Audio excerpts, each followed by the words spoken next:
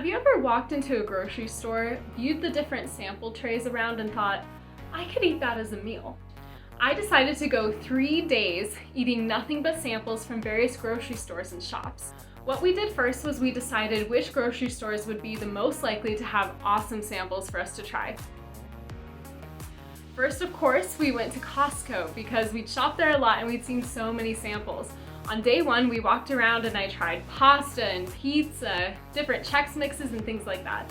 Of course, before we left, and we did this at every shop, we made sure to buy something from them.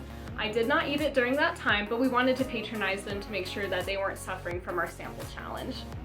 After going to Costco, we decided to head over to Great Harvest and try the bread there. We did buy a whole loaf, which was amazing and super good, but with that we got these absolutely thick slices of free bread. This was excellent because one of the things you have to worry about during these challenges is getting enough calories into your system. We then also went to Sam's Club and were able to try a lot of samples there. I found that their portions were actually bigger a lot of the time. It even got to the point where I almost ate an entire bagel sausage breakfast sandwich because of how big those portions were.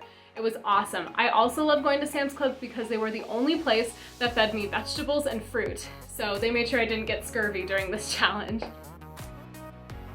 Day 2 was a little more difficult. We decided to try going to a yogurt shop. Unfortunately, it seemed that most samples at these yogurt places were no longer available, I'm assuming due to COVID. When we decided to try going to some of our local grocery stores as well, we found it to be a similar problem. Where these places used to have a ton of samples, we actually really struggled to find any at all. That was okay though, because there are a lot of other cool local places we were able to go. We ended up visiting our bank, which actually gives away honey sticks. That was a nice little boost of sugar as I went throughout the rest of my day. Another place we went was a place called Man Wearing Cheese. This place was awesome because they let you sample every different kind of cheese before buying whatever it is you wanted. For our final day though, our day 3 challenge, we decided to try going to the local farmers market.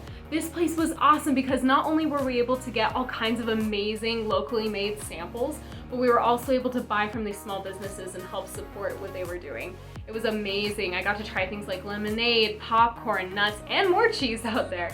It was awesome. The one thing that I regretted doing was not eating enough calories that final day. I thought I could push through, I thought I could make it, and I was tired of going to the store all the time. But I ended up getting really shaky and feeling kind of sick, so I had to end a little bit early. I probably made it about 70 hours, but I got really close and was still able to complete basically the 3-day challenge.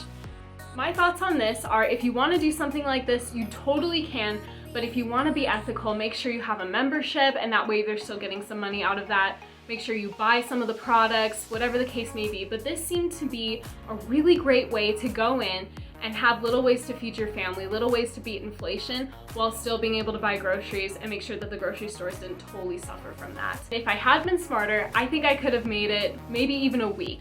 I just have to really think about where I want to go next time and make sure that that process is all pulled together beforehand. What do you guys think of this challenge?